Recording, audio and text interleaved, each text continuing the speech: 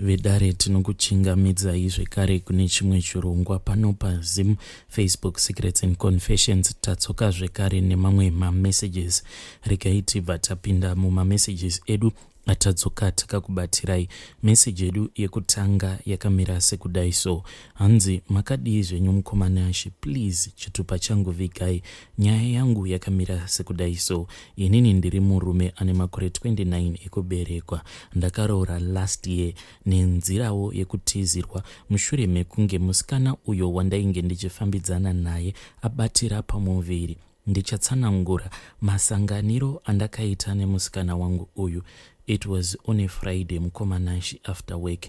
Ndakasvika kumba, ndakati ndasvika kumba ndokubva ndazotora zvangu shaya yangu. Ndapedza ndainge ndichitoda kutonorara kozi ndainge ndakaneta. Ndapedza kugeza kudaro, I tried kurara but ndakatadza kuti ndinge ndichizobatirwa nehope. Ndakati ndaona kuti hope dzainge dzichiramba kundibata, ndipo pandakabva ndati regedzai zvangu ndinge ndichienda kubhawa kuti ndinge ndichimbononwa at least one ndinozokwanisa kurara kana kuri kunzi ndinenge ndanwawo 1 beer rangu. Then ndakazoti ndabva pamba ndaenda kubhawa kuya, ndichinopinda mubhawa wanikwe ndakabva ndasvika mubhawa muya mainge muine a new bar lady. Mukadzi uyo ainge akanakisa chaizvo, so ndakabva ndagara hangu pakaunta ndichinwa apa ndainge ndichitaura naye, asi pfungwa dzekumuda ndainge ndisina hangu, ndainge ndichingovaraidza nguva zvangu. Ndakazogara mukomanashi mubhawa imomo kusvika kuma 3 am bhawa rava kutovharwa. Ndakabva ndabvunza musikana uyu kuti iye ainge achimbogara kupi chaiko chaiko. Iye akabva ati ainge achigara musemu Hood but aizoenda kumba kana kwachena nekuti it was too risky for her kuti ange achizofamba nguva idzodzo idzo dzaainge achaisa, saka aiwanzokurara mubhawa imomo. Inini ndakabuda ndikabva ndaenda kumba ndikanorara. Kwakazoti kwapera mazuva akawanda ndisina kana kumbogara. Ndasvika kubhawa kuya uye ndainge ndatokanganwa nezvebhebi iri. Rimwe zuva ndakati ndichibva zvangu kubasa ndakabva ndadzika pabus stop, ndakanzwa ndava kunzi hai, ndipo pandakaona kuti ko ndi bar lady uya. Takabva tamira paya tikabva tatanga kukurukura hedu, but nashe ndipo pandakabva ndazotanga kuchiva zvose nekuda musikana uyu. Ndakakumbira namba dzake ndikabva ndaenda zvangu kumba, but ndakati ndichinosvika kumba I couldn't sleep again. Musikana uyu ndainge ndichingomufunga. Ndakamufonera kuti ndinoda kukuona, iye akabva ati uya tisangane kumashops. Takati tasangana kumashops kuya, inini ndakabva ndati handei kumba kwangu tinogara panzvimbo pari safe tichikurukura, nzvimbo yekuti tinokwanisa kunyatsokutaura nyaya dzedu pasina kuwandwa. Iye zvose zvandainge ndichingotaura ainge achingobvumira padenga, zvese aingoti ewo handei. Takazoti taenda kumba, takasvika kumba tikatanga kutaura zvedu, but ndakazopedzisira ndava kumubata-bata musikana uyu, but time yandakada kurara naye iye akabva ati no, ndokubva aramba kutsika madziro chaiko. Akati ava kuda kuenda, ndikabva ndamuperekedza. So kubva ipapo ndaiti pese pandabva kubasa, kana ari pajuti kubasa kwake ndaipfuura ndichimuona, kana ari off iye ainge achiuya kumba kwangu. Ndainge ndava kumuda zvakanyanyisa mukomanachi. Ndakazosvika pakurara naye, asi ndakarara naye ka1 ndisina kana kumbogara ndashandisa protection zvachose. Then akabva azoita busy kubasa kwake kwe2 weeks, ndipo paakanditi ndambodonha kubasa, ndipo pandazoendeswa kuchipatara naboss. I think I am pregnant. Ndakamboda kuramba, but at the same time ndaisada kuti mwana wangu ange achizotambura. Ndakati auye kumba kwangu ndichatsvaka mari yekunobvisa. Ndakabva ndamusiyisa basa. Dumbu rakakura zvakandishamisa mukoma, asi ini handina kana kumbogara ndafungira zvakawanda.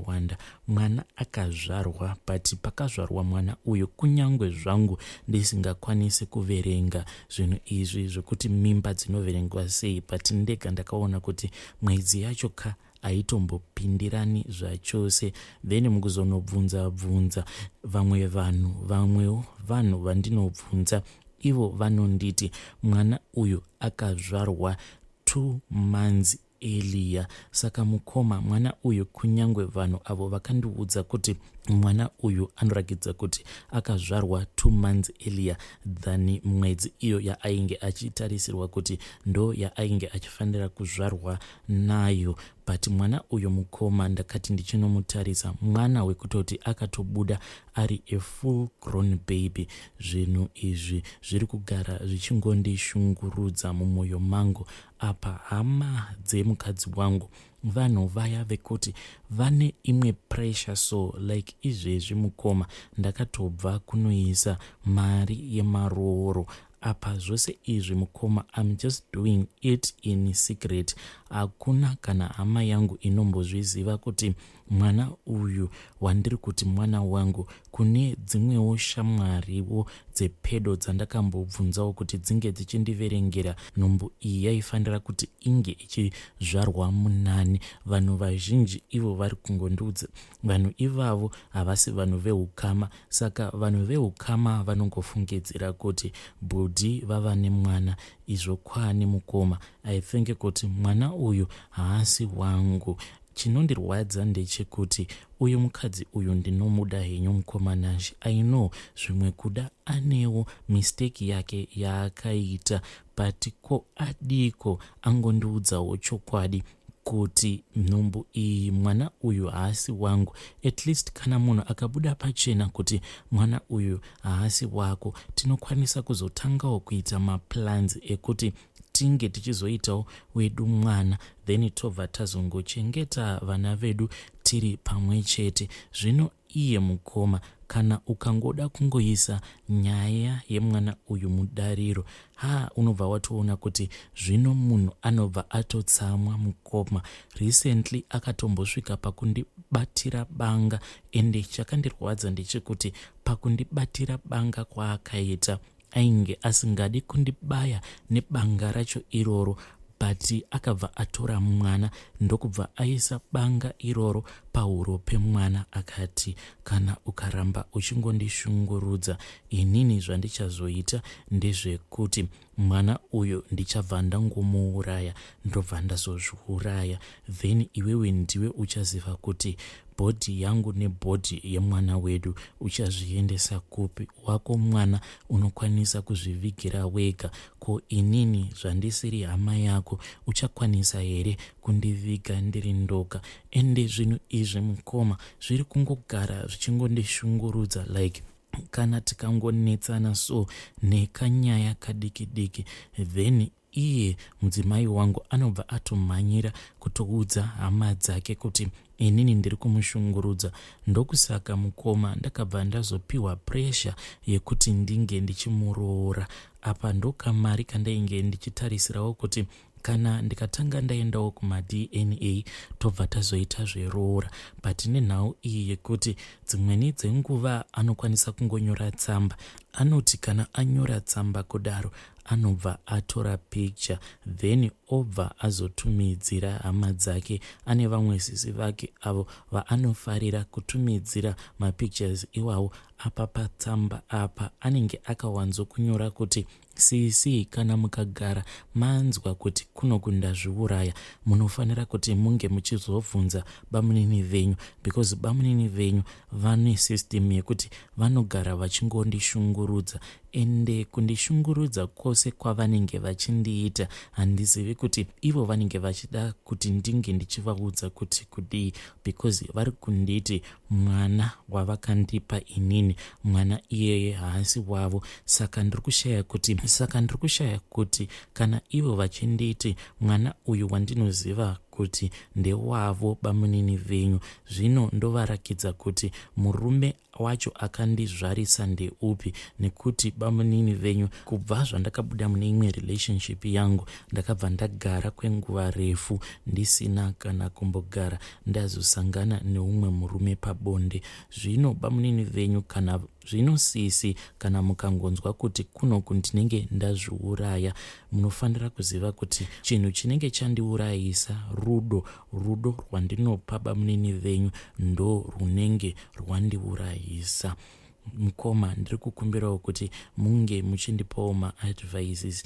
Nyaya yangu iyi inoita here kuti ndinge ndichizivisawo veukama? Chikonzero icho changa chichiita kuti ndinge ndisingazivisi veukama inhau yekuti ndanga ndichiri kuzamawo kuti ndinge ndichigadzirisawo marriage nemudzimai wangu, because handiziviwo kuti imhepo here dzinokonzeresa kuti mudzimai wangu ange achiita reaction dzose idzi dzaanoita, because mudzimai wangu anoti mushure mekunge abata banga kudaro ariisa pahuro pemwana anobva azotanga kuchema.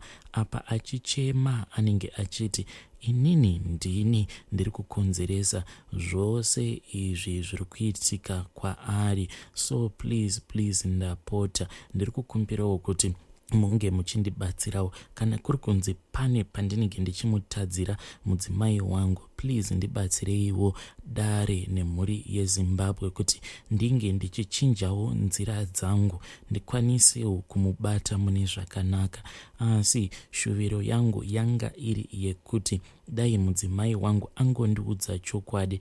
Hei vedare, ndo message yandakatumidzirwa na mukoma vedu ava. So message iyi yainge yakanangana neprogramu yedu iya yechakafukidza dzimba matenga, but pandakaverenga ndichiona apo pakanzi mudzimai wangu anombopota achitora banga achiriisa pahuro pemwana, ndakangoti since it is an emergency, regedzai ndinge ndichiuya nayo nyaya iyi pano so that mukoma vedu ava vanokwanisa kukasika vawana maadvices mucomment section. Hei, zvakangooma azvo veduwe. Regai tibva taenda panyedu inotevera. Nyedu inotevera yakamira sekudai so. Hanzi hello mukoma, nashi post for me makavikawo chitupa changu. Inini mukoma ndavawo ne8 years ndabva kuroorwa. Ndinoda kureurura kudyisa kwandakaita murume wangu. Murume wangu uyu mukoma, kumudyisa kwacho kwandakaita ndekwekuti mushure mekunge ndapiwa mishonga iyo yandakapiwa, iniwo panguva yacho iyoyo handina kana kutombogara ndaziva kuti nyama iyo yandainge ndapiwa nen'anga iyo yakandipa nyama iyi yekuti ndinge ndichizobikira murume wangu yainge iri nyama yekakutu. Mukoma, ndakadyisa murume wangu nyama yembwa. Mushure mekunge ndazoziva zvinhu zvose izvi mukoma, ndakarwadziwa zvisingaiti. Right now ndingangoti marriage yangu, I am enjoying my marriage, but whenever I think about this thing, kunyangwe nyama mukoma, ndatova nedambudziko iroro rekuti sometimes paya ndinoti kana ndikatarisa murume wangu achidya, kunyanya paya kana ndikamutarisa achidya nyama, ndinobva ndatotanga kuda kunzwa kurutsa, because kana ndikangofunga kuti saka murume wangu ndakatomudyisa nyama yembwa kainini, ndinobva ndatonzwa kakuda kurutsa. So sometimes paya kana kuri kunzi tinenge tiri pakati pekuita bonde, kana ndikangogara ndangofunga izvozvo zvekuti saka ndozvandakatoita izvi, zvekuti pandainge ndichifambira nyaya dzekuti ndinge ndichigadzirisa marriage yangu, ndakasvikawo pastage yekuti ndakaitira murume wangu utsinye hwekuti ndakamudyisa nyama yembwa. Mukoma, zvinhu izvi zvinondirwadza, but ko ndingagozviita sei? Pane pandaizodzokera here kuna gogo ivavo kuti ndinge ndichinovatuka, because ndakabva ndanzwa kutya kuti kana ndikagara ndadzokera kuna gogo ivavo kana ndikada kuvatuka, maybe vanokwanisa kuzondipa minyama kana kuzotondikuvadzisa. Saka mukoma, ndakabva ndazongokeepa it as a secret. Ende mukoma, kuda kudyisa murume hakusi kuti murume wangu munhu ainge achingonetsa kana kuita sei, but semunhu wekuti akazopindawo in that relationship amborwadziswawo nevarume vakawandisisa, then ndakabva ndazongopiwawo maideas. Panguva yacho iyoyo taivawo vanhu vainge vachiri kutotamburawo in life, saka pamba pacho patainge tichiroja painge pakangoita kakomboni life. So pane vamwe amai vakabva vazonditora vakabva vazoenda neni kune imwe n'anga iyo yavainge vachiti ihama yavo. Saka n'anga iyoyo ndo yakabva yazondipa nyama yekuti ndinge ndichibikira murume wangu.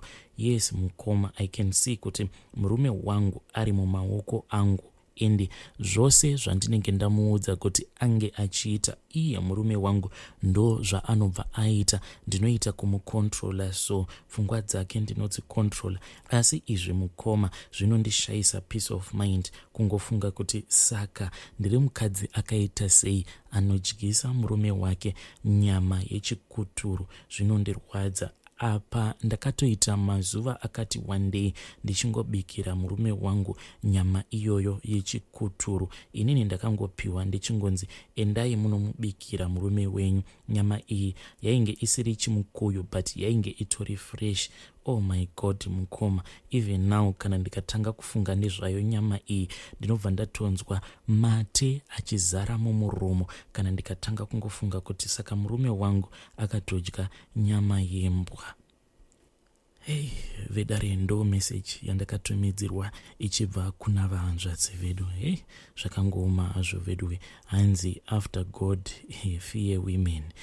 Please ngatizamei kutaura navo vahanzvadzi vedu ava mucomment section.